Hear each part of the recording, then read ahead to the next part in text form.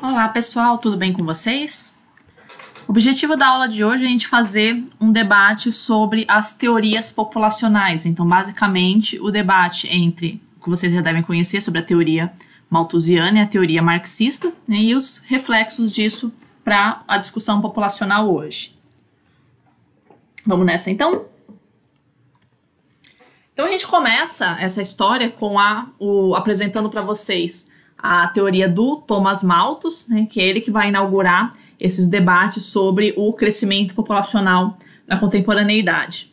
Vocês devem se recordar da nossa primeira aula que a gente falou que a população mundial atingiu seu primeiro bilhão por volta do ano de 1800, né?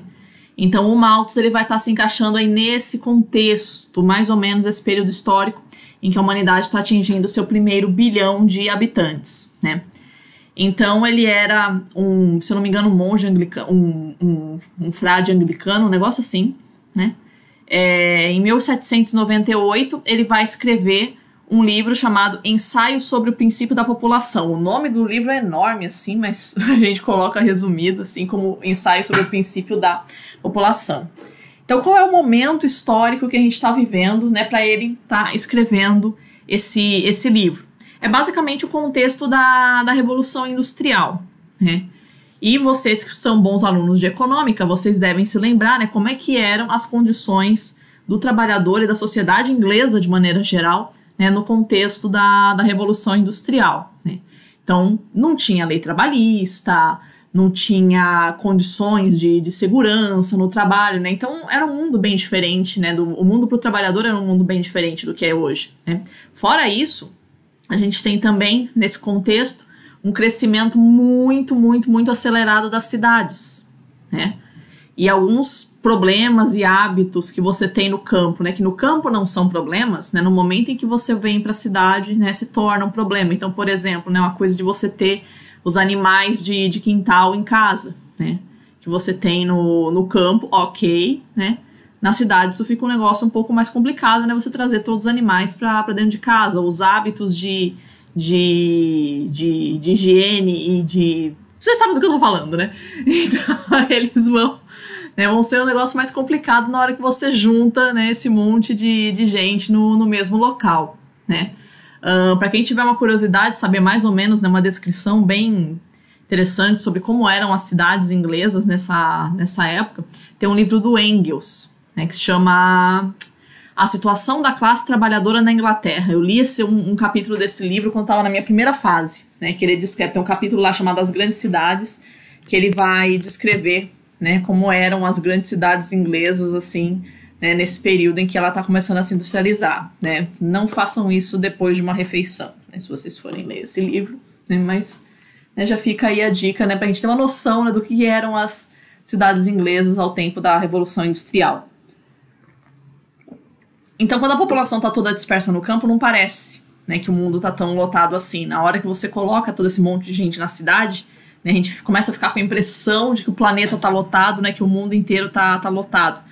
Uma coisa meio assim do tipo, a nossa visão, a gente que é bicho urbano, né, a gente não tem noção, né, do tamanho que é o planeta. A gente julga a nossa realidade pela realidade que acontece nas cidades, né? Isso não é de hoje, né?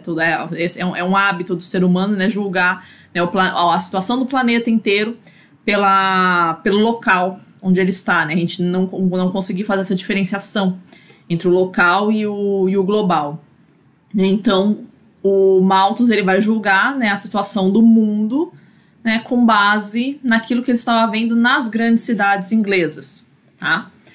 E aí ele vai fazer um diagnóstico, né, sobre o que aconteceria, né, com a população e com o mundo, né, em virtude desse crescimento populacional. Então, selecionei aqui alguns trechinhos, né, do princípio desse livro, Ensaio sobre o Princípio da População, para a gente entender, né, qual é a ideia do Malthus e qual é a ideologia que está por trás disso, tá? Vamos lá.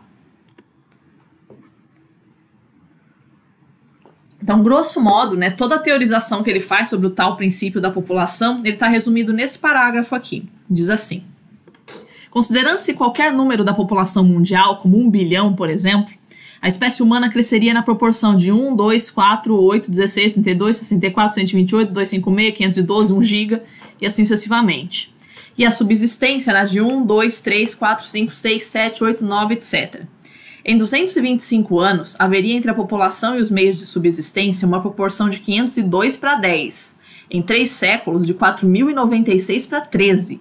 E em 2.000 anos, a diferença seria quase incalculável, mesmo que a produção agrícola nesse período houvesse aumentado imensamente. Então, qual é a ideia aqui sobre o princípio da população?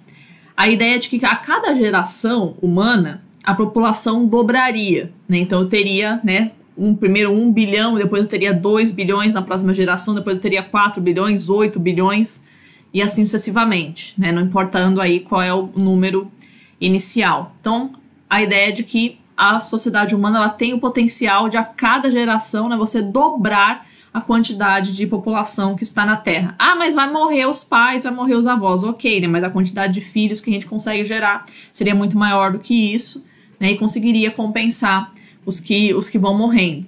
Em contrapartida, né, a gente teria que a produção agrícola e todos os meios de subsistência, a produção agrícola, a produção mineral e moradia, infraestrutura e tudo mais, né, não conseguiria acompanhar esse ritmo de crescimento do ser humano, né? Então ele teria um ritmo de crescimento muito mais lento do que o ritmo de reprodução humana, né? Então vocês observam, vocês que foram bons alunos de matemática na escola, vocês vão observar que essa coisa da população dobrar a cada ano, como é que chamava? Era a progressão geométrica, né? Onde, o que é a progressão geométrica? Uma sequência de números onde cada o valor seguinte é o anterior multiplicado por alguma coisa, ou seja, a gente está dobrando, né? Está multiplicando por 2 a cada geração humana, né, ela vai dobrando o seu tamanho, né?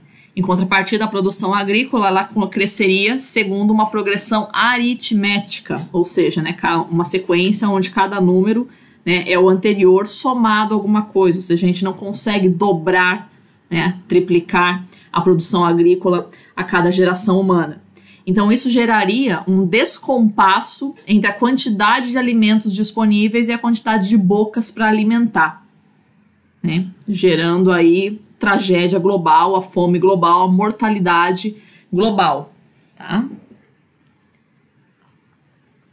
Então, esse era o diagnóstico dele, que a população ela tem um ritmo de crescimento muito mais acelerado do que a produção agrícola, né? E, portanto, alguma coisa deveria ser feita a respeito, né? Para que a humanidade não entrasse em colapso diante de uma fome generalizada, tá? Então, qual seria a ideia? Né? Basicamente, o que é mais fácil?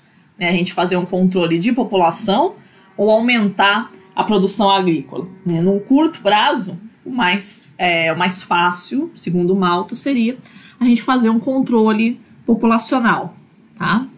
E aí vamos seguir no raciocínio dele.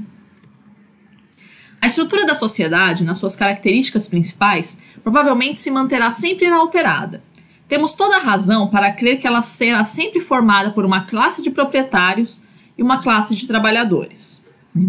Então aí o Malthus ele vai começar a fazer um diagnóstico sobre a sociedade. Então o que ele diz, né?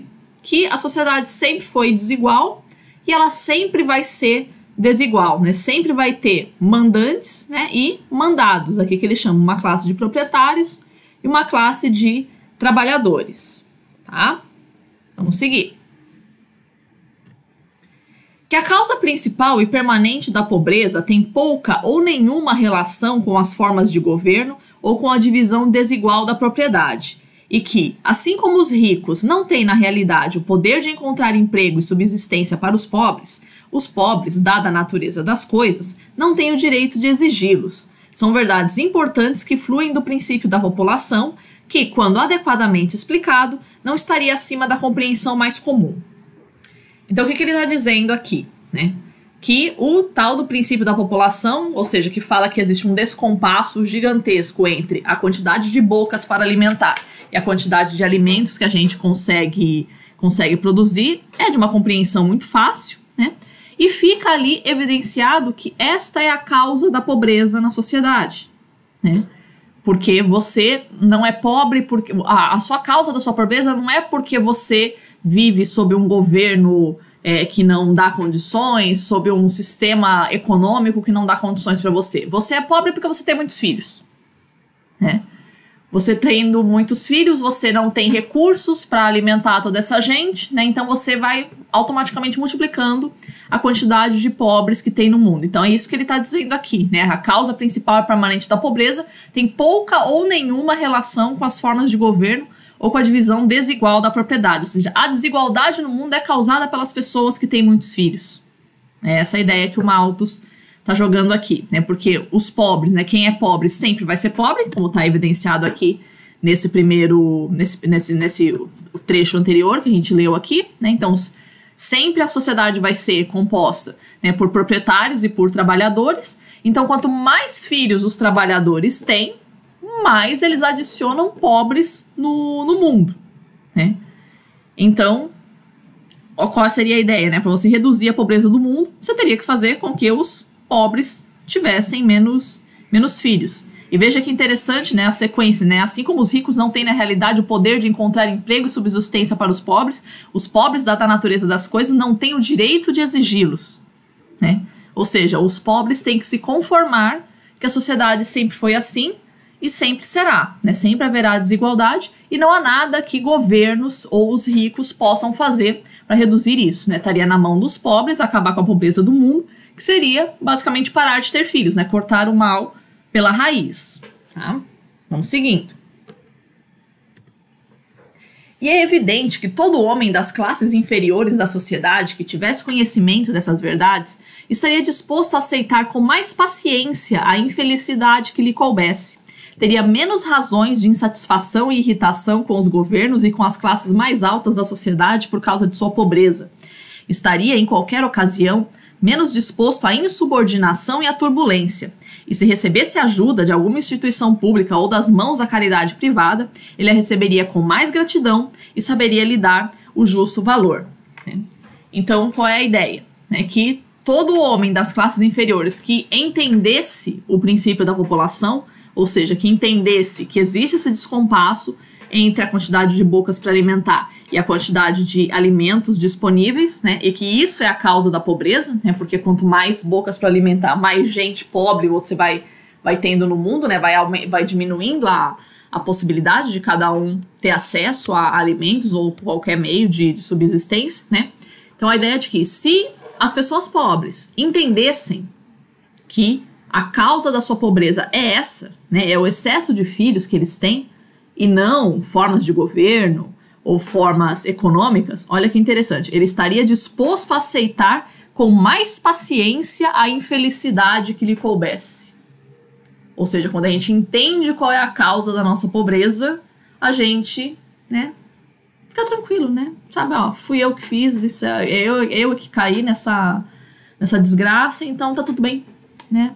Vamos nos conformar com a nossa situação, né? Se eu tivesse ouvido, né, se eu tivesse entendido os conselhos para não ter muitos filhos, né, não estaria nessa situação, né? Então eu sou pobre porque eu tenho muitos filhos, né?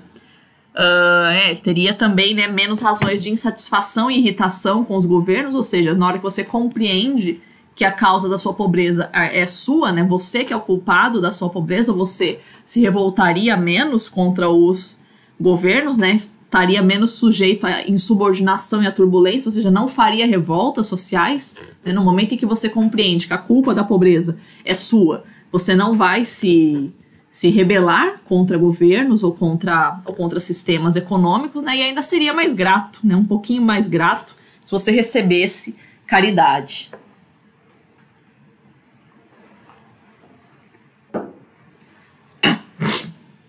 Se essas verdades se tornassem gradualmente mais conhecidas, o que não parece improvável no correr do tempo devido aos efeitos naturais da interação mútua de opiniões, as classes inferiores do povo, como um corpo, se tornariam mais pacíficas e ordeiras, estariam menos propensas a comportamentos tumultuosos em épocas de escassez e seriam sempre menos influenciadas por publicações sediciosas e inflamadas, por saberem como é pequena a relação entre a revolução, o preço do trabalho e os meios de manter a família.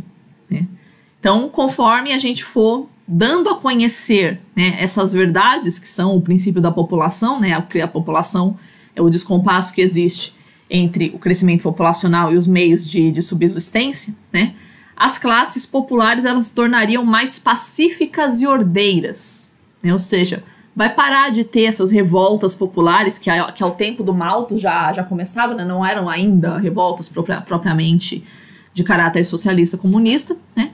Mas já estavam começando, né, algumas revoltas populares, né? Então, se a população compreendesse que a causa da pobreza é deles por terem muitos filhos, né, elas se tornariam mais pacíficas e ordeiras, elas se conformariam com a sua desgraça, né? E não ficariam, né, sujeitas a comportamentos, né, que vão dificultar a vida de governos ou de sistemas econômicos, tá?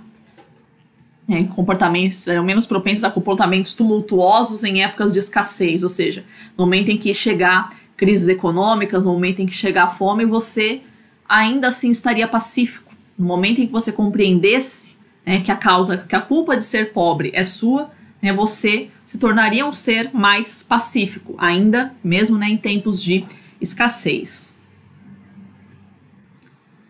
O simples conhecimento dessas verdades, mesmo se não produzisse influência suficiente para operar qualquer alteração significativa nos hábitos prudentes dos pobres com relação ao casamento, teriam ainda assim um efeito muito benéfico sobre a sua conduta política. E sem dúvida, um dos mais valiosos entre esses efeitos seria o poder resultante para as classes alta e média da sociedade de aprimorar seu governo sem a apreensão desses excessos revolucionários, que hoje ameaçam privar a Europa até mesmo dos graus de liberdade que ela já soube serem possíveis e de cujos efeitos salutares ela já desfrutou. Então aqui, né, tá dito qual é a finalidade ideológica do discurso malthusiano, né? Então ele deixa bem claro, né, o simples conhecimento dessas verdades, mesmo se não produzisse influência suficiente para operar qualquer alteração significativa nos hábitos prudentes dos pobres com relação ao casamento.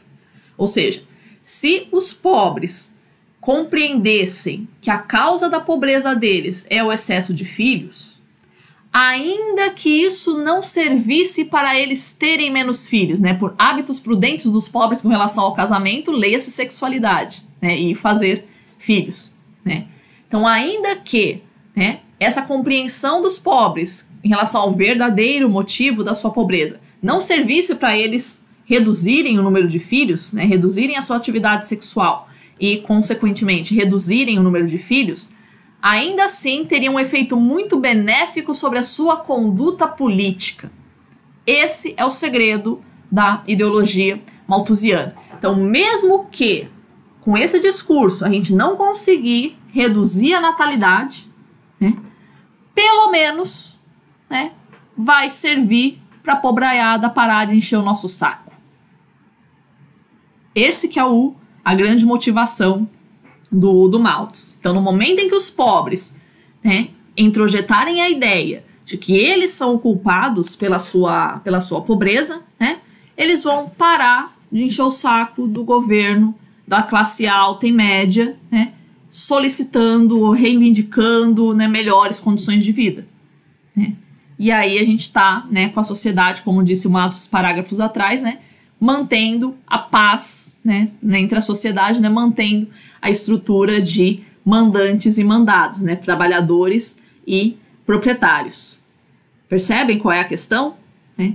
Então, o discurso sobre o controle de natalidade é um pano de fundo para uma ideologia de manutenção da estrutura de poder social daquela época e de hoje, né?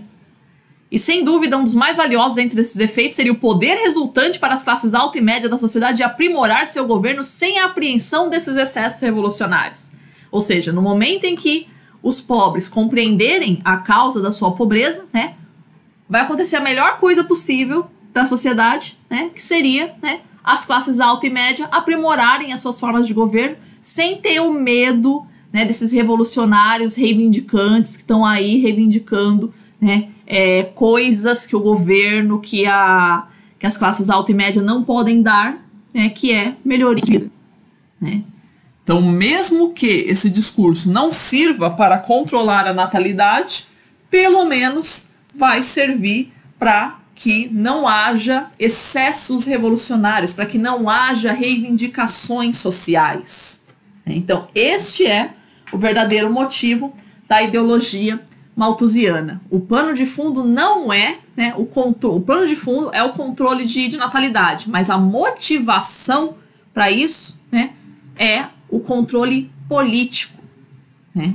Então, quanto menos gente pobre tiver no mundo, né, ok, beleza, é menos pobre para encher o saco, mas o motivo principal não é esse, né? O motivo principal é que os pobres, né, aceitem a sua pobreza, né? Introjetem a ideia de que a pobreza é culpa deles e que, portanto, eles não têm direito de reivindicar melhores condições de vida, né? Essa é a ideologia malthusiana e está bem claro isso esse discurso do Malthus nesses trechos que eu li para vocês, né? Eu lembro quando eu estava, né, na minha defesa de doutorado, teve um dos membros da minha banca, né, lendo esses trechos, ele falou: por favor, me tragam o Malthus de volta para que eu possa matá-lo. Que, assim, né, como é que é possível, né, você ter, né, parece-nos tão evidente, né, o caráter ideológico desse discurso, né, mas incrivelmente ainda tem tanta gente que defende esse tipo de discurso, né, não só, né, que a causa da pobreza é causada pelos pobres mesmo, né, e que você inventa um motivo, né, você inventa um motivo maior, né, uma causa mais nobre, né, salvar o planeta, né, evitar a fome global, né, mas que na verdade o objetivo é retirar determinados grupos, determinados tipos de pessoas de circulação no planeta, né, sempre uma motivação mais nobre. Aliás, todo o discurso ideológico ele vai nesse sentido, né, apela para um objetivo mais nobre, né, uma fraternidade global, algo nesse sentido, né? Mas na verdade você está defendendo interesses de classes muito específicas e é justamente isso, né, é aí que vai cair o discurso do Malthus, né? Parece que ele está defendendo a sociedade global, não vai ter comida para todo mundo, então a gente precisa fazer alguma coisa para salvar a humanidade. Não é a humanidade que ele quer salvar, né? Ele quer salvar classes muito específicas da humanidade, né? Ele quer manter a boa qualidade de vida de classes muito específicas da sociedade e deixar as outras, né, como elas sempre estiveram, ou piores até. Certo até aqui, crianças? Né? Então essa é a ideia do Malthus. Tá? A base desse raciocínio do Malthus, né, ele tem antecedentes, é a chamada Lei dos Rendimentos Decrescentes, do economista Davi Ricardo, que aparece também, né, com variantes assim, a maior parte dos discursos ambientalistas, né? Como é que funciona a lei dos rendimentos decrescentes? É assim, né? Uma vez que o proletariado, está todo mundo trabalhando, né, comece a receber dinheiro, né, eles vão começar a comer mais, né? As pessoas comendo mais, elas geram uma pressão sobre as terras agrícolas, né, necessitando de maior expansão. A gente precisa plantar mais. Se as pessoas estão comendo mais, a gente precisa plantar mais, né? No comendo mais, entenda-se qualquer coisa, né, que a gente faça. A gente come, a gente veste, né? Ou seja, a gente precisa de mais produção para todas as nossas atividades, né? Tudo que a gente faz na vida, né? Então, no momento que a gente come mais, a gente precisa plantar mais e precisa, então, expandir a produção para terras que são menos férteis, né? Só que terras que são menos férteis, o custo de produção é maior, né? Porque eu preciso adubar, eu preciso irrigar, qualquer coisa nesse sentido, né? Então, com isso, eu vou aumentar, né, expandindo a minha produção para terras menos férteis, eu vou aumentar o custo de produção dos alimentos. Só que no momento em que eu aumento o custo de produção dos alimentos, isso gera uma pressão sobre o aumento do custo de vida geral, né? Então, viver fica mais caro, então o patrão tem que pagar um salário mais alto para o seu empregado. No momento em que o patrão paga um salário mais alto para o seu empregado, né, ele vai começar a comer mais, né, e aí eu tenho que expandir a minha produção agrícola para terras menos férteis, então isso fica mais caro a produção, isso aumenta o custo de vida, e isso faz com que os salários tenham que ser aumentados para poder melhorar, né, o acesso aos alimentos, então o patrão tem que pagar mais salário para os empregados, né? E no momento em que os empregados, né, começam a receber um salário mais alto, eles começam a comer mais, então isso gera uma pressão para a produção de mais alimentos, a gente vai começar a produzir para terras menos férteis, então isso vai aumentar o custo de produção dos alimentos, né? Esse aumento de custo de produção dos alimentos vai se reverter no maior custo de vida para o trabalhador, né? Portanto, o patrão tem que pagar um salário mais alto, e aí o proletariado, na hora que ele recebe um salário mais alto, ele começa a comer mais, e assim substantivamente, né? Bom, qual é a ideia? A ideia do Davi Ricardo é que no longuíssimo prazo, você mantendo esse ciclo, no longuíssimo prazo, você esgotaria as terras agrícolas do globo, né? Vai chegar uma hora que não vai ter mais recurso para alimentar todo mundo, e, né, no momento em que eu tenho à medida que eu vou tendo esse aumento do custo de vida, isso vai diminuindo o lucro do capitalista. Isso vai diminuindo o lucro do empresário, porque cada vez mais eu tenho que pagar um salário mais alto para o meu trabalhador, né, que vai diminuindo a minha margem de lucro. Tá? Então esse é um problema, né, que o Davi Ricardo vai diagnosticar, né, e esse raciocínio ele vai, né, aparecer com várias rompantes, outras roupas aí, outras vestimentas em outros discursos por aí, né, principalmente no discurso ambientalista, né, de maneira geral. Sempre a ideia, todo discurso ambientalista vai nesse sentido, né, de que os recursos da terra são limitados, né, e que à medida em que a gente vai aumentando a população, vai aumentando a pressão sobre o consumo, você vai diminuindo a possibilidade de pessoas terem acesso a esses recursos no futuro, né. Então, grosso modo, a ideia, né, já estava em Davi Ricardo, nem sei que ano que é, mas é bem anterior ao Marx isso daí. Bem anterior, é bem antigo essa ideia econômica, tá? Então, né, não sei dizer exatamente como é que funciona a refutação dela, mas eu sei que essa lei já foi refutada por vários economistas, né? Mas a ideia, né, de fundo, né, que embasa a ideia do Malthus é essa, né, a pressão sobre os meios de subsistência, né, resultantes aí de uma pressão do consumo, né, da quantidade de pessoas, né, ou do poder de consumo que elas têm, né? Então, cada vez mais vai diminuindo as terras agrícolas, cada vez mais vai diminuindo o lucro do empresário, de tal forma que no longuíssimo prazo, né, tanto a produção de alimentos quanto o sistema capitalista eles entrariam em colapso. Porque não valeria, seria tão caro, seria tão caro produzir, né, tão caro pagar o trabalhador, que não valeria mais a pena investir, né? Então, tanto a vida humana, né, tanto a subsistência humana quanto o sistema capitalista, eles entrariam em colapso no longuíssimo prazo, né, seguindo essa lógica do Davi Ricardo. Tá? Outro ponto, né, que embasa a teoria do Malthus é a ideia de que o ritmo da reprodução humana ele é condicionado pela atração sexual, né?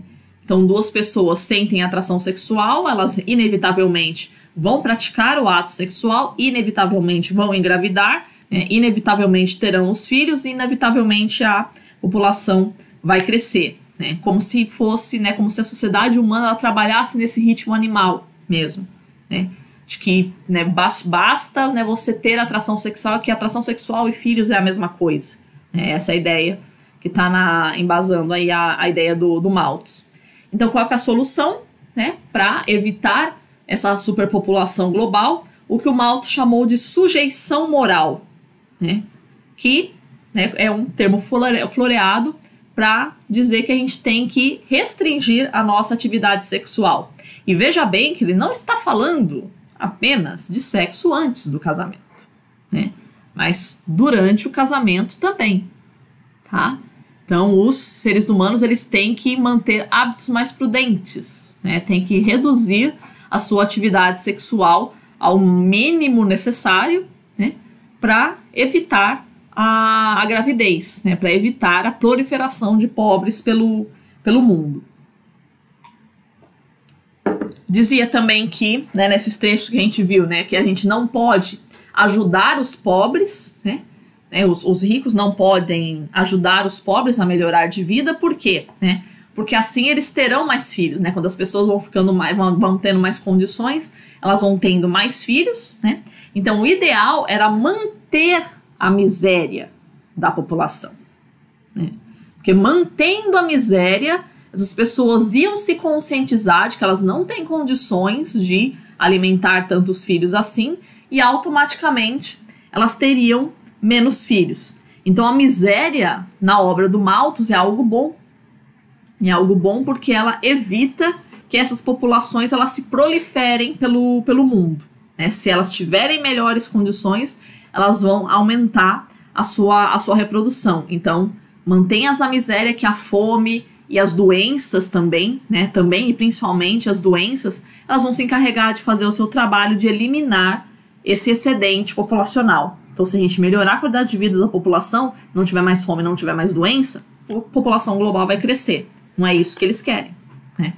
Então, o ideal é que exista fome, que exista doença, para que, né, a população global seja reduzida, tá? Então, essa ideia de que se a gente aumentar a igualdade social, uma sociedade igualitária, ela seria uma estimuladora da natalidade, né? Quanto mais condições as pessoas tivessem, mais filhos elas teriam, né? Então, a gente não pode, né, estimular uma sociedade igualitária. Uma sociedade igualitária, esses ideais de sociedade igualitária têm que ser combatidos, né, para que, né, a fome e as doenças se encarreguem, né, de fazer o trabalho da seleção natural, né, de eliminar os pobres. Tá?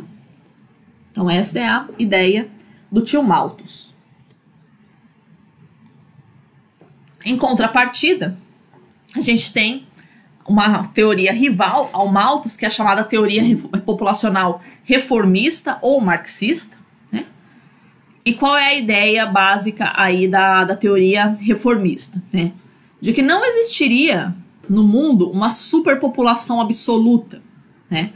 Não tem como a gente mensurar esse descompasso entre a produção, né, dos meios de subsistência e a quantidade de população. É a ideia de que sempre haveria um jeito da gente acompanhar minimamente, né, a quantidade de população produzida, né, aumentando a nossa produção. Né? Então não existiria tipo, quantos habitantes a Terra aguenta? Bicho, depende. Né? Se você estiver falando do padrão de vida de um americano, já passou faz tempo, né, a quantidade de população, né, que o planeta aguenta. Se você estiver falando do padrão de vida dos indianos, ok, dá para você ainda dobrar, pelo menos, a população global. Então, o quanto que a gente pode chamar de superpopulação? Depende do nível de vida que você quer ter, né? Que você quer dar para a população. Então, não existiria, né, uma quantidade X aí que seria de superpopulação absoluta, né? Então, os marxistas eles vão trabalhar com o conceito de superpopulação relativa, ou seja, se o sistema econômico-político vigente, ele tem condições, né, de incluir toda essa população, né? Se tem, então não existe superpopulação. Se não tem, então existe superpopulação. Então tudo vai depender, né, se a gente está com população em excesso ou em falta, né, tudo vai depender do sistema econômico que a gente tá adotando, tá? Outra questão que o Marx faz é inverter a relação, né, que é a principal diferença entre ele e o Malthus, é inverter a relação de causa e consequência em relação à natalidade. Então, para o Malthus, né, a consequência do excesso de filhos é a pobreza. Né? Então, você é pobre porque você tem muitos filhos. Né? O Marx faz o contrário. Você tem muitos filhos porque você é pobre. Né? Então, primeiro vem a pobreza, depois vem o excesso de filhos. Por quê? Porque as pessoas pobres, elas têm muitos filhos, por quê? Né? Aquela brincadeirinha que a gente faz escrota, né? Porque eles não têm televisão, né? Mas a ideia de que a gente tem muitos filhos porque vai ajudar na composição da renda familiar. A gente tem um monte de filho para botar os moleques para trabalhar logo, né? E aí os moleques trabalhando logo, eles vão auxiliar a família a ter mais renda. Tá? Então é essa a ideia de que por que populações pobres elas têm mais filhos, né, para ajudar a compor a renda familiar.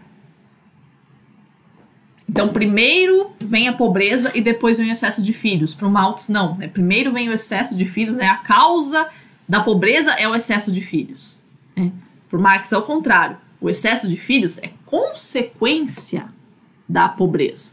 De tal forma que né? Se a gente elevar as condições de vida da população, elas se sentirão menos estimuladas a terem filhos, né? É totalmente o contrário, né, do discurso do Malthus. Então, Malthus dizia que a população, se ela tivesse melhores condições de vida, elas iam aumentar a sua natalidade. O Marx vai dizer que é o contrário, né? Quando a população ela melhora as condições de vida, ela reduz a sua natalidade, porque ela fala, não preciso ter esse monte de moleque para botar para trabalhar logo, porque eu não preciso, né, de mais renda na minha família. Então, tô de boa aqui, né, não vou fazer esse monte de filho. Né? Então, inverte-se aí a relação de causa e consequência entre a pobreza e a natalidade. Né? Para o Marx, a pobreza é a causa da natalidade e não a consequência, como dizia o Malthus. Tá? Outra questão também que a gente vai observar na teoria marxista, né? De que à medida em que a gente vai tendo um desenvolvimento tecnológico, né, vai se diminuindo a necessidade de mão de obra humana. Né? De tal forma que, no longo prazo, o desenvolvimento tecnológico da humanidade, ele próprio lhe teria uma função de reduzir a natalidade. Né? Que a própria população ela ia perceber, né, que não haveria mais necessidade, né, de ter gente para trabalhar na família, né, que máquinas conseguiriam fazer o trabalho humano. Tá? Outra coisa, né, outra diferença entre o discurso marxista e o discurso malthusiano, né, é que o ritmo de reprodução humana ele é muito mais lento do que o ritmo econômico. Se eu vou pensar, né, no ritmo de reprodução humana ao tempo do Malthus, que a população começava a se reproduzir, né, já estava no auge de reprodução assim, por volta dos 20 anos, né? Então em um século você teria 4, né, 5 gerações humanas sendo produzidas. Cara, pensa em quantas crises econômicas a gente consegue ter em 20 anos, velho. A gente tá tendo crise econômica de hora em hora agora, né? Mas, tipo, mesmo no tempo do Marx, né, já havia isso, né, de que os ritmos dos crescimentos e decréscimos econômicos já eram muito mais rápidos do que isso. Então não tem essa de você falar que eu tô num momento bom agora, né, o país tá crescendo agora, vou ter filho. Cara, as pessoas não costumam fazer isso. As pessoas têm filho quando elas têm vontade. Elas não seguiam pelos ritmos do crescimento econômico. Porque quando esse moleque estiver na idade de trabalhar, vai saber como é que vai estar o país, né?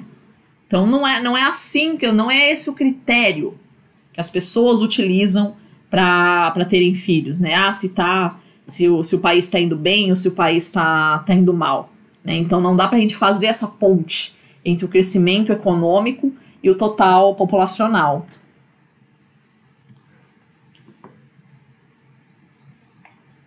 Aqui a gente tinha falado, né, que a superpopulação é uma consequência da miséria, então quanto mais miséria você tiver no mundo, mais haverá gente se reproduzindo, né, porque as pessoas elas ficam, né, nessa coisa de aumentar a família para poder aumentar a renda familiar, né, e o Marx vai dizer o seguinte, isso, né, esse excesso de população produzido pela miséria é uma estratégia proposital do sistema capitalista, né. Por quê? No momento em que eu mantenho extensas camadas de população na miséria, elas vão ter muitos filhos, né?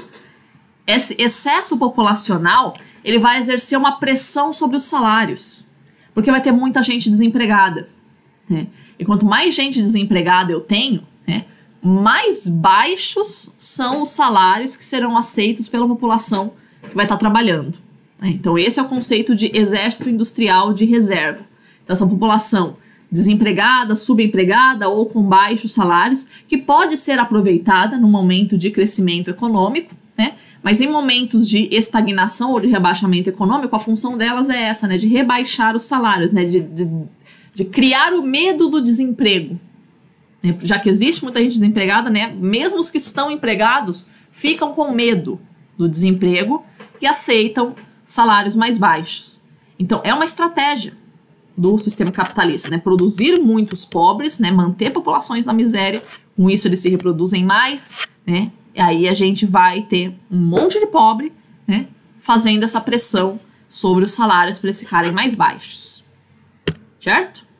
Então, né, a miséria ela vai ser uma componente importante, né, da manutenção do sistema capitalista.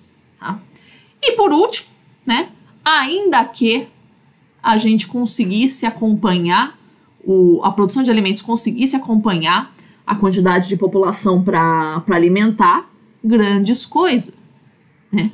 Porque não adianta nada a gente ter alimentos sendo produzidos no mundo se as pessoas não têm dinheiro para comprar, né? Cara, o continente africano, de maneira geral, é um grandíssimo produtor de um monte de tipos de alimentos. Só que aquilo tudo é exportado para a Europa, não fica para eles, né? Então não adianta, né, a gente ter, né, produção alimentícia no mundo, sendo que as pessoas não têm dinheiro. Então, para você dar acesso a alimentos para as pessoas, né, o mais importante é elas terem renda para conseguir esses alimentos. E não ter terra para plantar. Terra para plantar a gente tem a dar com pau. Tá? Mas a questão não é essa. A questão é que as pessoas não têm dinheiro para consumir alimentos. Tá? Deu para entender as diferenças básicas aí entre o discurso malthusiano e o discurso marxista? Ok, né? Esse debate ele não se encerra no século XIX, ele atravessa para o século XX, né? Então vamos ver quais são os desdobramentos que a gente teve aí desse debate malthusianista e marxista aí para o século XX e XXI, né? No começo do século XX, a gente vê um período que a gente vai dizer, né, malthusianismo às avessas durante a crise de 29, a depressão dos anos 30, né, que o discurso malthusianista dizia que a gente tinha que ter menos filhos, né, para superar a crise econômica, né. Durante a década de 30, que a gente teve a grande depressão econômica, né, nos Estados Unidos e global, o discurso produzido era o contrário. O discurso daquela época dizia que as pessoas tinham que ter mais filhos para a gente poder, né, ter mais mão de obra para trabalhar, para sair de uma crise econômica. Então, tipo, depende de quem é que tá falando, né, para você se apropriar do discurso, né. E os expansionismos militares do Mussolini e do Hitler, eles também vão apelar nesse sentido, né. O Mussolini dizia que a Itália tinha uma população muito grande e que, portanto, precisava expandir o seu território para poder abrigar essa população super grande. O Hitler não. O Hitler estava com uma população na Alemanha pequena, né? E dizia que tinha que expandir o território para poder, né, a população se reproduzir melhor e aumentar aumentar a população alemã. Então olha que interessante, né? Um está com a população pequena e fala que para melhorar isso precisa expandir o território. O outro está com a população grande e fala que para melhorar isso precisa expandir o território. Então não interessa. A população é de menos aí, né? O que importa é o discurso expansionista, né? Os dois estão querendo expandir os seus territórios e a população é um pretexto, né? Seja a população pequena para o Hitler, seja a população grande para o Mussolini, né? A população é sempre um pretexto, né, para os verdadeiros objetivos, né, militares aqui no caso, né? Percebam que isso já era com o Malthus, né? Redução populacional era o pretexto para você criar um discurso que aprimorasse o poder das classes dominantes. Aqui a mesma coisa. O crescimento populacional é um pretexto, né, para justificar o expansionismo militar. Tá? Como sempre. Né? Sempre a gente arruma um pretexto nobre, né, para os fins que não são tão nobres assim. Para dizer o mínimo. Bom, se a gente for olhar para a história, quem foi que venceu o embate Malthus-Marx, né? A história nos mostra que quem venceu foi Marx, né? Por quais motivos, né? Primeiro que o princípio da população é falso, ou seja, não é verdade que a população cresce segundo uma progressão geométrica e os meios de subsistência crescem segundo uma progressão aritmética. Aliás, muito pelo contrário. Muito pelo contrário, se você for observar o mundo hoje, né, o ritmo de população que a gente cresceu, né, foi tipo muitíssimo menor, né, do que o ritmo de produção de alimentos. Se o princípio da população fosse verdadeiro, a gente teria atravessado o ano 2000 com 256 bilhões de habitantes, né? e atravessamos com apenas 6 bilhões. Então, Malthus errou a conta dele só por 250 bilhões de pessoas.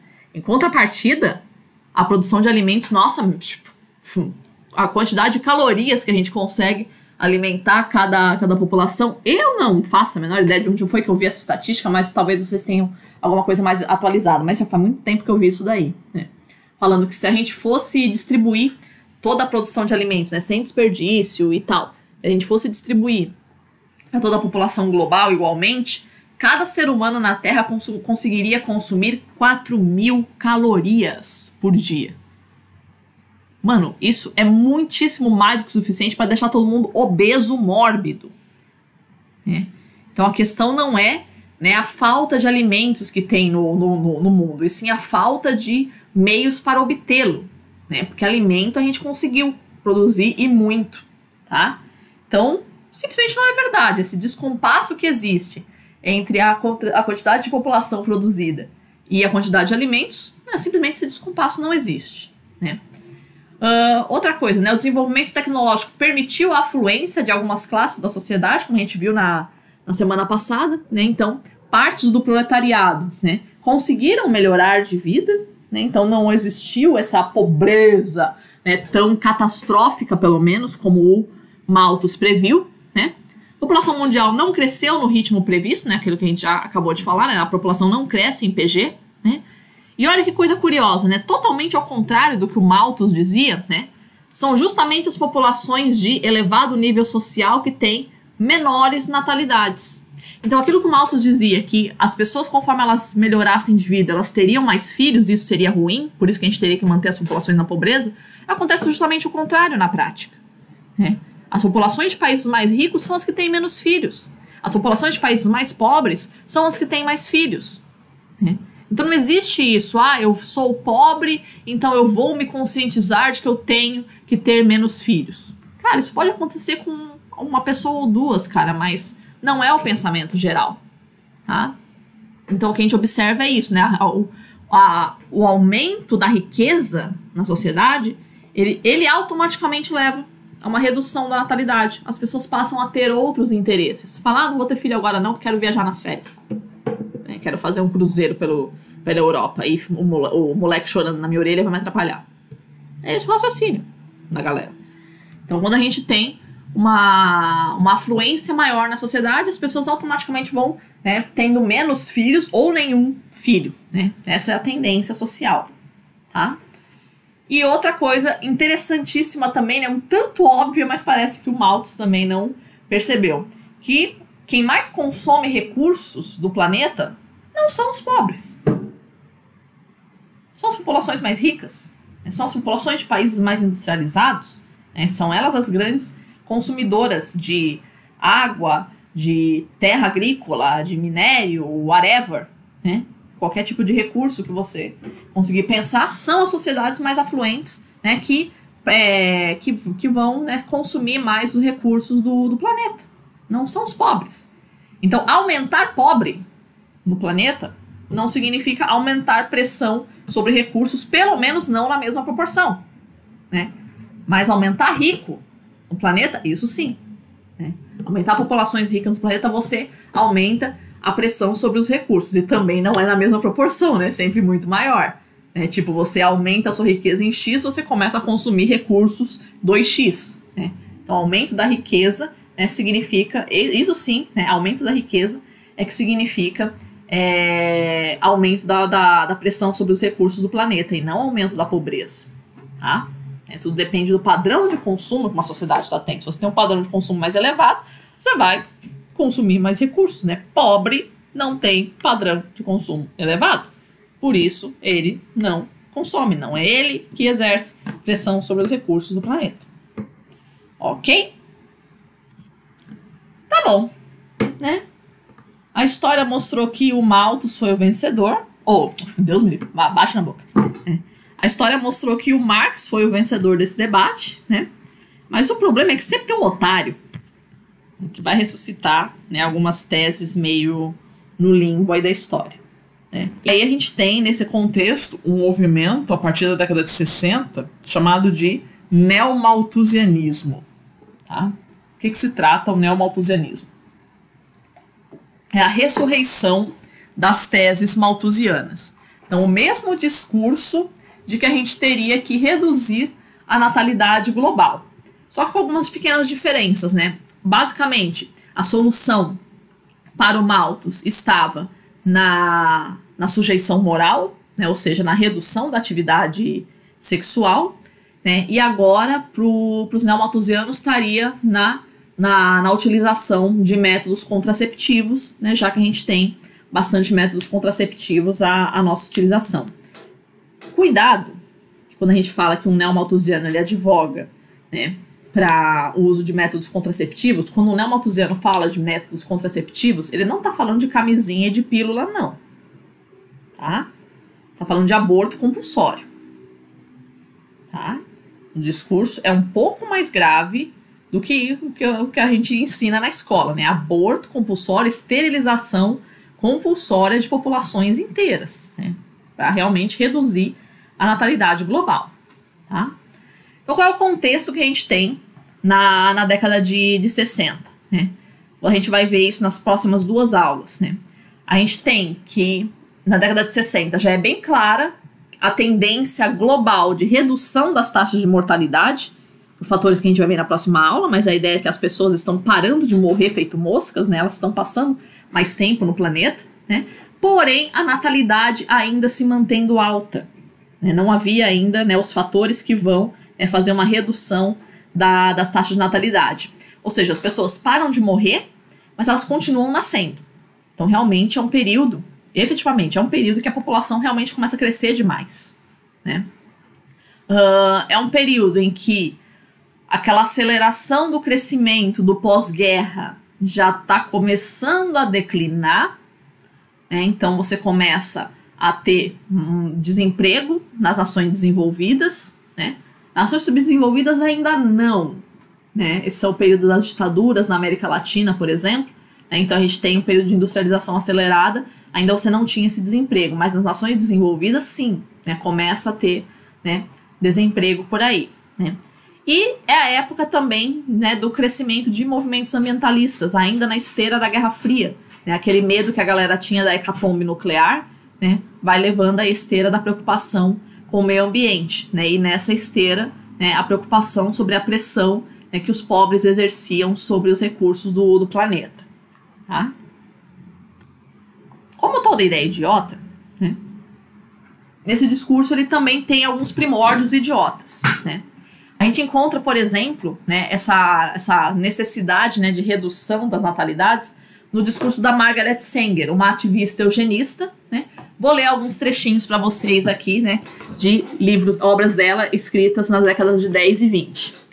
Ela diz assim: os habitantes dos bairros pobres, que devido à sua natureza animal, reproduzem-se como coelhos e logo poderiam ultrapassar os limites de seus bairros ou de seus territórios e contaminar então os melhores elementos da sociedade com doenças e genes inferiores. Né? Então a eugenia, vocês devem se recordar, é aquela ideologia científica que dizia que as pessoas, né, a genética das pessoas determina não só o seu corpo físico, mas também a sua esfera intelectual e moral. E que, portanto, existiriam, né, populações, né, mais inteligentes e menos inteligentes, e mais morais e menos morais. E desse modo, a gente deveria, né, reduzir a natalidade ou eliminar essas populações, né, mais fracas, menos inteligentes e menos morais. E, curiosamente, nunca é a nossa, né? Sempre a do outro. Repararam nisso? A população inferior nunca é o seu grupo, né? Sempre o grupo do outro. Né? Então, esses outros grupos, esses tipos de pessoas deveriam ser reduzidos ou eliminados da Terra. Né? Esse é o discurso eugenista. Né? Então, é isso que a Margaret Sanger está endossando aqui. Né? Os habitantes de bairros pobres têm uma natureza animal, né? E que poderiam contaminar o melhor da sociedade com seus genes inferiores. Mais nascimentos entre as pessoas aptas e menos entre as não aptas. Esse é o principal objetivo do controle de natalidade. Ou seja, não é toda a população humana que a gente tem que reduzir, não. São populações bem específicas, né? Então, as pessoas aptas a gente tem que estimular o nascimento. As pessoas não aptas, a gente tem que reduzir. Os aborígenes australianos estão só um passo acima dos chimpanzés e têm pouco controle sexual comparados aos homens e mulheres normais. Então, tem certos tipos de população que a gente tem que eliminar da face da Terra, né, porque elas contaminam as populações boas.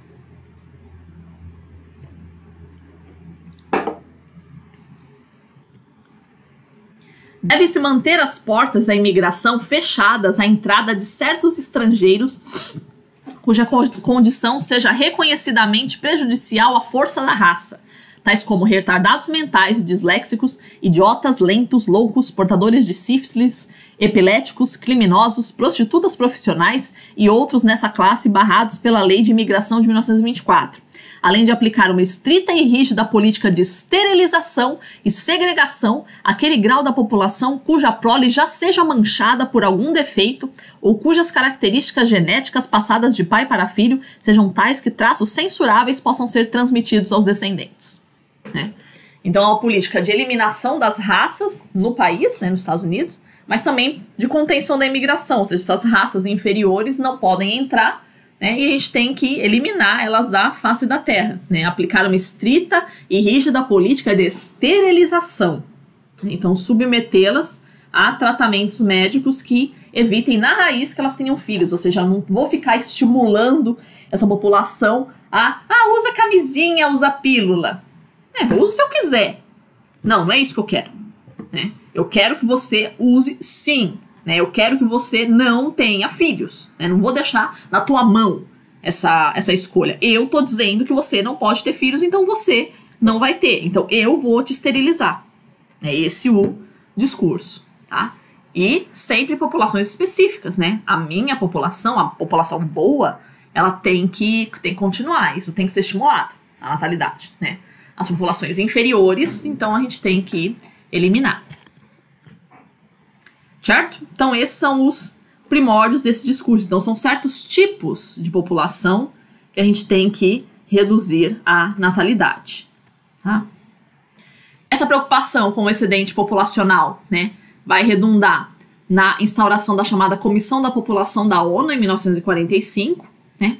E a primeira conferência sobre esse debate, né, vai acontecer em 1954, na cidade de Roma, e ela ficou conhecida com o nome de Clube de Roma, né, que vai inaugurar esse discurso sobre a necessidade do controle de natalidade em nível global, né, porque esse excedente de população que estava aumentando notavelmente nos países mais pobres, tipo Índia, Indonésia, China, os países africanos, Brasil, os países da América Latina de maneira geral, né? Esse aumento populacional, dizia o Clube de Roma, pode atrapalhar o desenvolvimento econômico. Olha que coisa curiosa, né? Então a gente tem que reduzir essa população pobre do globo, né, para não atrapalhar o crescimento econômico de quem? Né, das nações mais ricas, né? E aí o Clube de Roma vai fazer essas reuniões aí a cada 10 anos, né, com esses debates entre os chamados controlistas e não controlistas, né, sobre a necessidade ou não, né, do controle de natalidade. Tá?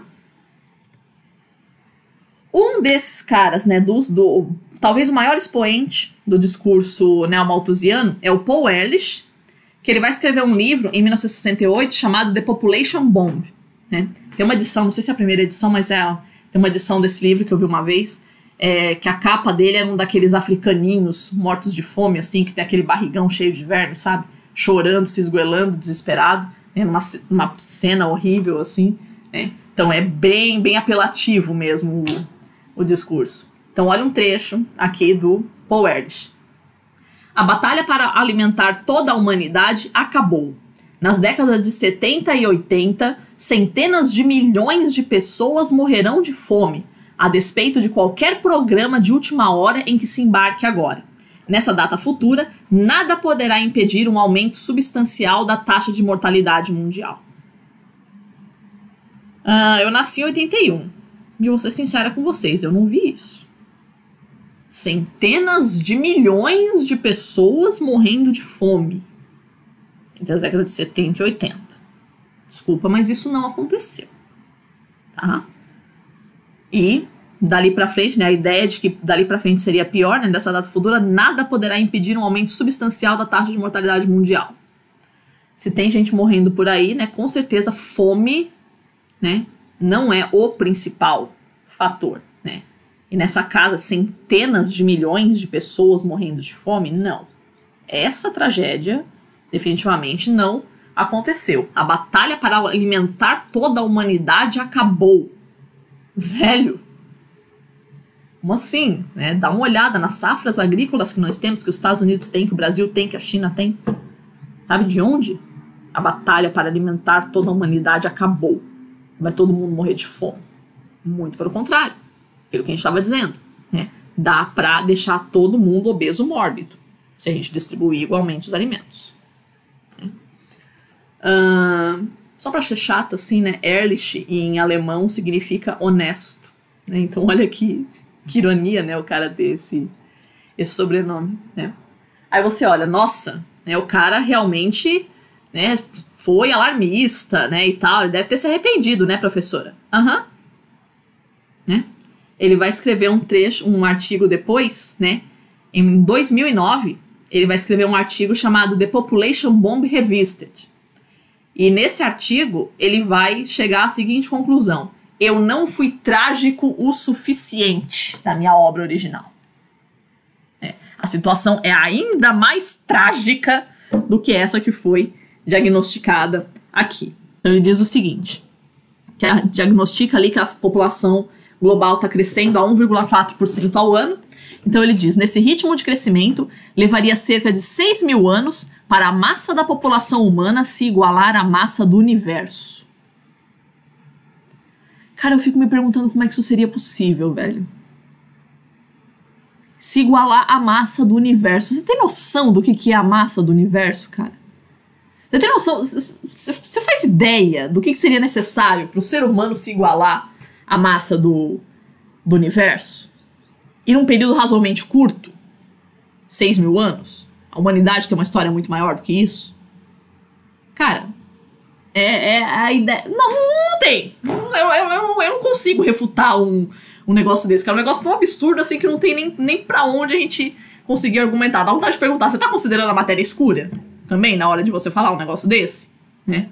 Não dá pra você sustentar esse nível de tragédia, né? Dizer que a gente não tá ameaçando somente a vida na Terra, a gente tá ameaçando o universo inteiro com o nosso crescimento. Cara, tipo, vira a mesa e vai embora, cara. Não tem como discutir com isso, né? Então, qual que é a solução que o Paul Ehrlich prega, né, para isso? A esterilização compulsória em massa, né? Então, extensas camadas da população deveriam ser submetidas à vasectomia, laqueadura ou ao uso de anticoncepcionais injetáveis, aqueles de longo prazo, alguma coisa assim, né? Mas contra a vontade, né? E deveriam, né, ser submetidos a isso. E abortos compulsórios também, né? Selecionar extensas camadas da população cujas gestações seriam interrompidas. O segundo ponto que ele vai frisar é que a gente deveria negar auxílio aos países subdesenvolvidos. Naquela mesma esteira do Malthus, né, de que se a gente aumentar as qualidades de vida dessas populações, elas vão se reproduzir mais. Então a gente tem que deixar a miséria, a doença, a fome agirem, né, que elas próprias vão se encarregar de eliminar essas populações.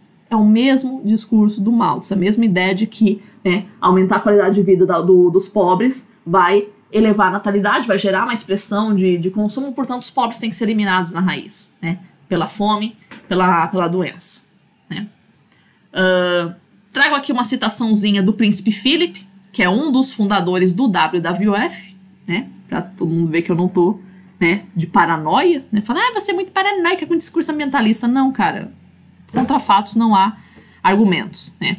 Então, o Príncipe Philip, ele disse, em 1988, a seguinte frase: se eu reencarnasse, gostaria de ser um vírus mortal para reduzir a população global. Isso é que seria a salvação para a humanidade, né? Uma grande... Olha aí, ó. Profecia dele se realizando, né? Estamos aí com corona aí na área, né? Mas a ideia é essa, né, de que, né, seria bom para o planeta uma mortalidade excessiva, né, um monte de gente morrendo a rodo, né, para salvar o planeta.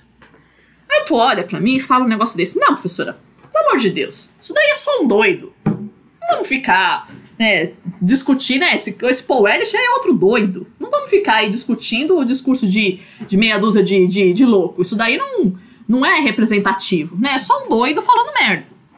Ok. Tá bem, é só um doido. Agora vamos nos perguntar, né? O Luck Ferro, ele faz a seguinte pergunta. Não estariam eles dizendo bem alto o que muitos pensam baixinho? Tu nunca achou que a tua cidade tá muito lotada, né? Tu nunca achou que a gente tem que conter a imigração, que tem muita gente indesejada entrando. Tu nunca achou que determinados tipos de pessoas, né, têm o seu caráter imutável em função da sua cultura, da sua raça, alguma coisa nesse sentido. Né? Tu nunca pensou nada disso, né? Deus tá vendo. Né?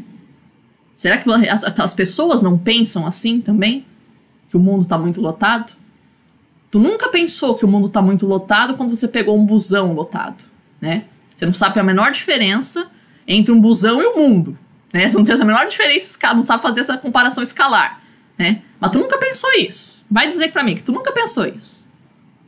Que o mundo tá muito lotado, né? Que a gente tem que matar um bocado de gente aí que tá fazendo um monte de mal pro planeta, um monte de mal pra política. Tu nunca pensou esse tipo de coisa, né? Tá bom. Quando alguns sustentam que o número ideal de seres humanos em relação às necessidades dos seres não humanos seria de 500 milhões, como afirma James Lovelock, pai da teoria Gaia, ou mesmo 100 milhões, como afirma Arne Naes, o fundador da ecologia profunda, eu gostaria que me explicassem exatamente como pretendem realizar esse objetivo altamente filantrópico. A gente está com 7 bilhões de habitantes nesse planeta, caminhando a gente já para 8. Né? Fala para mim. Como é que você pretende reduzir a população global para 500 milhões ou 100 milhões? Existe meio de fazer isso. Já existe. Já existe há um bom tempo. Né? Agora me diz, né, o que há de filantrópico nisso? Né, de você reduzir a esse nível a população global para salvar o planeta. Ou salvar populações específicas do planeta. Né? Muito nobre esse objetivo, né? Muito interessante, né? Me explica como é que você pretende, né, reduzir a população global, né, a um nível sustentável para o planeta.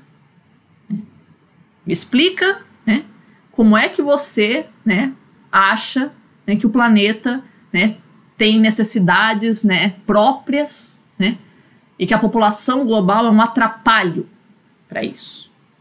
E que a gente tem que reduzir. Vai dizer que isso nunca passou pela sua cabeça. Vai dizer que realmente é só um doido que tá falando um negócio desse. Né? E você nunca pensou baixinho, né, que o planeta tá muito lotado, né, que tem muito imigrante, né, que a gente tem que reduzir um pouco, porque, né, cada pessoa tem que ficar na sua terra, porque você não é daqui, adora esse discurso. Você é daqui? E daí que eu sou daqui ou dali? Não interessa. Sou do raio que o parta. Mas por que eu não posso andar pelo mundo? Por que eu não posso me reproduzir? Com base em quê? Com base no teu achismo de que o teu território é seu e de ninguém mais. Esse é o discurso. Né? E aí você apela para salvar o planeta, quando na verdade o que você quer é salvar os recursos que estão à sua disposição para o seu usufruto. Não tem nada de planeta aí, né, que o povo quer salvar, não. Uma das consequências importantes, né, politicamente do discurso neomalthusianista para o planeta, né, para a população global, foi a política do controle de natalidade chinês. Né? Foi instituída no ano de 1979, né, chamada também política do filho único, né, onde só era permitido aos casais, né, terem apenas um filho. Né? Até tinha uma certa flexibilização, né, de que se os dois membros do casal fossem filhos únicos, poderia ter dois, mas do contrário não. Né? Então, todo mundo só poderia ter um único filho. Né? Bom, resultados, né? Isso para a China. Né?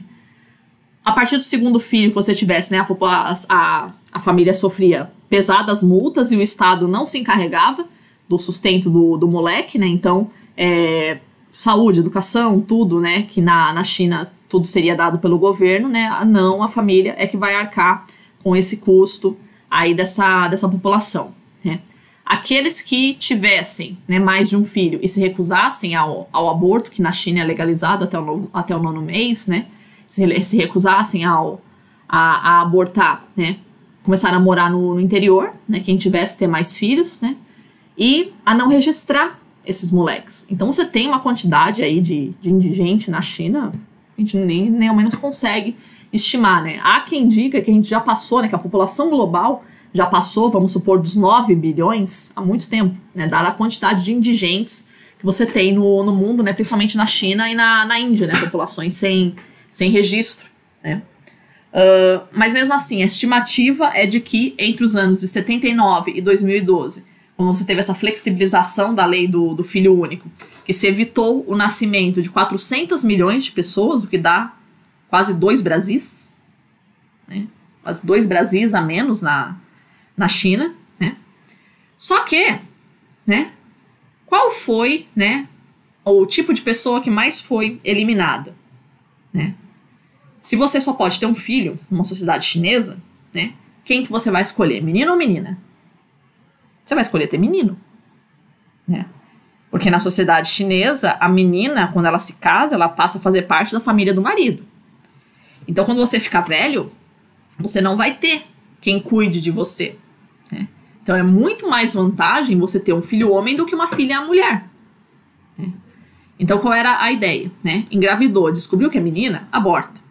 Vai abortando, vai abortando, vai abortando até aparecer um menino. Na hora que nasce o menino, você mantém. É muito mais interessante ter um filho homem, né, para ter quem que cuide de você na velhice, do que ter uma filha mulher, né? Então, aí a prática do aborto e do infanticídio feminino, assim, extremamente disseminada, né? O que deu para a China, atualmente não, mas tipo até uns 5, 6 anos atrás, né, quando começou a ter essa flexibilização da lei, né, um superávit masculino na população de 30%. Cara, nenhuma nação do globo jamais chegou um negócio perto desse, cara. Tem 130 homens para cada 100 mulheres. Né? Descompasso terrível, assim, porque, tipo, não tem mulher no mercado. Né? Não se produz mulher. Né? Algumas consequências disso, né? Importação de prostitutas, né? A China é grandíssima importadora de prostitutas, principalmente do leste europeu e Rússia, né? A Índia também é Índia, leste europeu e Rússia, né? Muita mulher sendo importada para prostituição, para casamento também com os chineses, já que não tem tanta mulher assim para casar. E básico, né? AIDS. A AIDS bastante disseminada também, tá?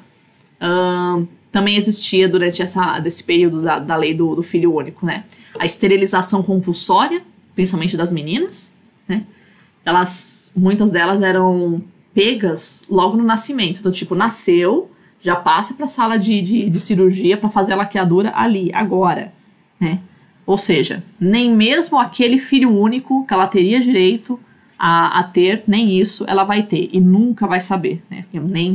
Porque quando é que você vai imaginar que quando você era uma bebê, já no hospital, você já foi feito uma cirurgia, uma laqueadura em você, né?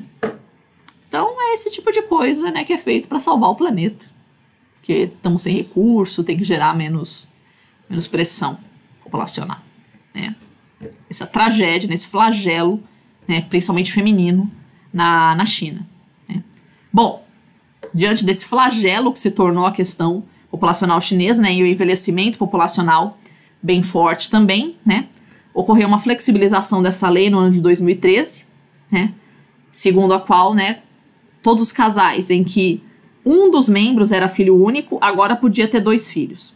Pensa, antes, só quando os 2 eram filhos únicos, ou seja, ninguém em 79 era filho único na China, né, poderia ter 2 filhos, ou seja, ninguém podia ter 2 filhos. Agora, né, a partir de 2013, quem são os casais onde pelo menos um dos membros é filho único? Todo mundo. Todo mundo é filho único. Então, todo mundo agora pode ter 2 filhos. E aí, finalmente, né, a flexibilização definitiva em 2015, a partir da qual, né, todos os casais podem ter 2 filhos, mas não mais do que isso, né? 2, né, já tá bom, né, segundo o governo chinês. Tá? Bom, nem todo mundo, né, vai assinar esse discurso neomalthusiano, né? Um desses caras que não assinou o discurso neomalthusiano foi um economista chamado Julian Simon, que vai escrever em 1981 no livro The Ultimate Resource.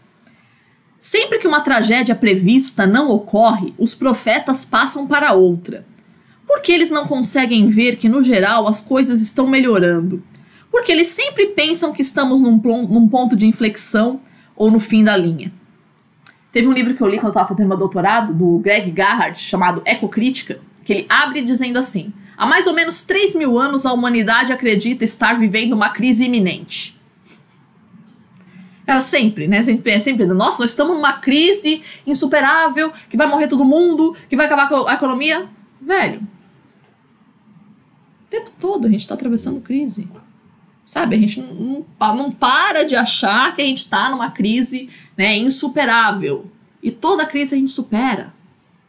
Por que a gente tem essa tendência, né, de achar que a gente tem que estar numa crise terrível e que vai morrer todo mundo? Né? Sempre que a tragédia não acontece, a gente passa para outra. Ah, não aconteceu a catástrofe nuclear, mas tem a camada de ozônio, mas tem a chuva ácida, mas tem a desertificação, mas tem o aquecimento global, mas tem a redução da biodiversidade, tem a água. Cara, sempre quando uma tragédia não acontece, a gente inventa outra, né, para dizer que a gente está vivendo uma tragédia. Né? Por que será? Né? Será que essas tragédias anunciadas aí não seriam bodes expiatórios para disfarçar os verdadeiros discursos que a gente quer defender? Como a gente observou no caso do Malthus, né?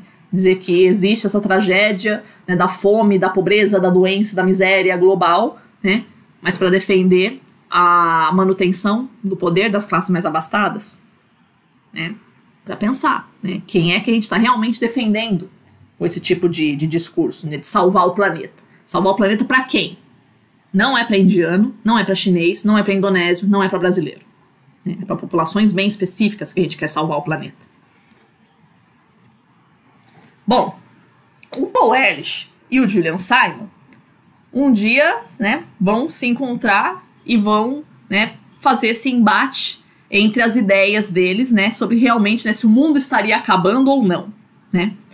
Então, em 1980, o Julian Simon pediu para o Paul Ehrlich, né, que escolhesse 5 metais que o Paul Ehrlich acreditaria que aumentaria de preço nos próximos 10 anos, né, que seria um testemunho da escassez desses metais no mercado global. Né? Então, tipo, a pressão que as populações estariam exercendo sobre os recursos poderia, por exemplo, né, teria várias coisas para a gente mensurar, mas poderia, por exemplo, ser mensurada, né, pelo preço, né, de determinados recursos minerais. Né? Quanto mais escassos, maior seria o preço. Né? E o Paul Ehrlich topou, falou, tá bom, vou escolher, né?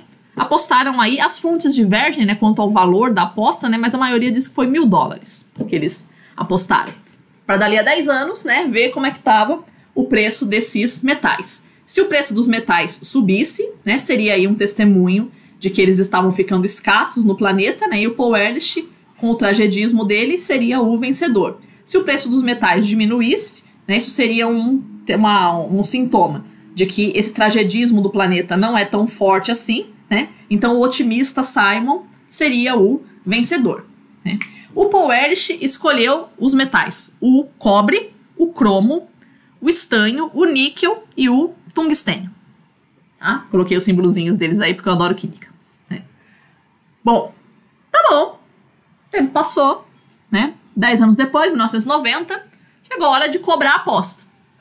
O que será que aconteceu com o preço de todos esses metais? Baixou? Aumentou? Não. Despencou. O vencedor da aposta foi o Julian Simon. Ué, mas a população nesse período não aumentou? Sim, aumentou. O consumo de recursos não aumentou? Sim, aumentou. Então como é que o preço desses metais baixa? Por um motivo muito simples. Os seres humanos não são simples vítimas do sistema. Nós agimos quando a gente está em dificuldade. Aquela historinha que o Al Gore conta de que, se você coloca o sapo na panela e vai esquentando, ele não vai agir, ele vai cozinhar ali lentamente. Se você coloca o sapo na panela que tá quente já, ele pula. Mas se você coloca o sapo na panela fria e vai esquentando, aí ele não vai pular, ele vai ficar cozinhando ali até morrer. Nós não somos sapos. Nós somos dotados de inteligência. Nós conseguimos, embora seja raro, mas conseguimos, em alguns momentos, perceber que nós estamos em crises e que precisamos agir. Então, quando a gente tem um recurso que começa a ficar escasso, a gente procura substituto, a gente faz reciclagem, a gente economiza, a gente se vira, mas a gente não fica refém das circunstâncias da natureza. O ser humano sabe se virar. O ser humano sabe transcender as dificuldades. Nós não somos sapos em poças de água quente. Tá? Então esta é a prática humana. Né? Se a gente pega um recurso que está escasso, a gente vai aprender a usá-lo de forma mais racional. A gente vai descobrir novas jazidas, foi o caso do níquel. Né, descobrimos novas jazidas de níquel. O cobre, que é usado para fazer fio elétrico, a gente reduz, né, os fios elétricos, faz de fibra ótica. Se vira. Dá para substituir. Né? Nós não somos meras vítimas do sistema, nós temos inteligência para sobreviver às dificuldades. É esta a essência, né, da diferença de pensamento entre os controlistas e os não controlistas de natalidade. Os controlistas de natalidade acham que os seres humanos são meras vítimas do sistema, né, e que eles vão sempre, né, serem passivos diante da dificuldade. Isto não é verdade. Os seres humanos não são passivos diante da dificuldade. Alguns são, ok, né, mas a maioria não. A maioria dá um jeito de tentar, pelo menos, pode até não conseguir, mas dá um jeito de tentar sair da dificuldade. Esta tem sido a nossa prática desde quando nós nos tornamos seres humanos e não há nenhum motivo para a gente pensar que será diferente no futuro, seja agora, seja no futuro. Né? A gente sempre dá o nosso jeito de se adaptar. Certo? Tranquilo até aqui, crianças? Então, com isso, a gente encerra a nossa aulinha, tá? Qualquer dúvida que vocês tiverem, né? Só entrar em contato e a gente vai seguindo aí para as próximas aulas nesse esquema, tá bom? Beijo, crianças. Até a próxima.